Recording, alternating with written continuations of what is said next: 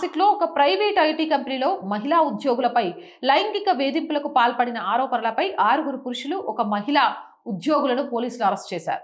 కంపెనీలోని ముస్లిం టీం లీడర్లు హిందూ ఉద్యోగులను టార్గెట్ చేసి భావోద్వేగ మానిప్యులేషన్, బలవంతపు శారీరక సంబంధాల ద్వారా ఇస్లాం మతంలోకి మార్చే ప్రయత్నం చేశారని, ఇస్లామిక్ ఆచారాలు అనుసరించేలా బలవంత పెట్టారని, మొలెస్టేషన్, సెక్యువల్ అసాల్ట్ ఆరోపణలు కూడా రావడంతో పోలీసులు కేసు సీరియస్ గా తీసుకుని నిందితులను అరెస్ట్ చేశారు.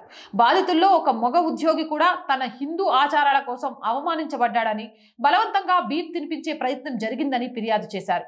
ఇది సిస్టమాటిక్ రాకెట్ గా పోలీసులు అనుమానిస్తున్నారు. మరింత మంది బాధితులు ముందుకు వచ్చే అవకాశం ఉందని పోలీసులు అంటున్నారు. భద్రతా కారణాల దృష్ట్యా బాధితుల పేర్లు పోలీసులు బయటపెట్టలేదు. మొదటి ఫిర్యాదు ఒక మహిళ తల్లిదండ్రుల నుంచి వచ్చింది. వారి కూతురు నడవడికలో, వస్త్రాధారణలో హఠాత్తుగా మార్పు వచ్చిందని, బుర్కా వేసుకోవడం, రంజాన్ ఉపవాసం రావడం చూసి తల్లిదండ్రులు అనుమానించి పోలీసుల దగ్గరికి వెళ్లారు. ఇప్పటి వరకు అరెస్ట్ అయిన ఆరోపితుల్లో 7 మంది అందరూ టీం లీడర్లే. బాధితుల్లో ఒకరు కంపెనీ హెచ్ఆర్ అధికారికి ఈ వేధింపుల ముందే ఈమెయిల్ ద్వారా ఫిర్యాదు చేసినట్లు తెలిపారు. అయితే ఆ అధికారి చర్యలు తీసుకోకుండా సర్దుకుపోవాలని సూచించడంతో అతనిని కూడా ఈ కేసులో నిందితుడిగా చేర్చారు. Maharashtra control of organised crime act కింద కేసు నమోదు చేశారు. ఇది చాలా కఠినమైన చట్టం. ఆర్గనైజ్డ్ క్రైమ్ కి వర్తిస్తుంది.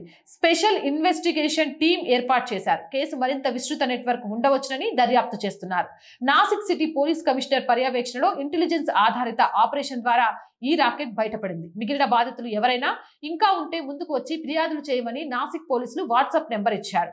ఏదేమైనా ఇలాంటి వేధింపులు ఎక్కడ జరిగినా వెంటనే పోలీసులకు ఫిర్యాదు ఇవ్వండి. భయపడాల్సిన అవసరం ఏం లేదు.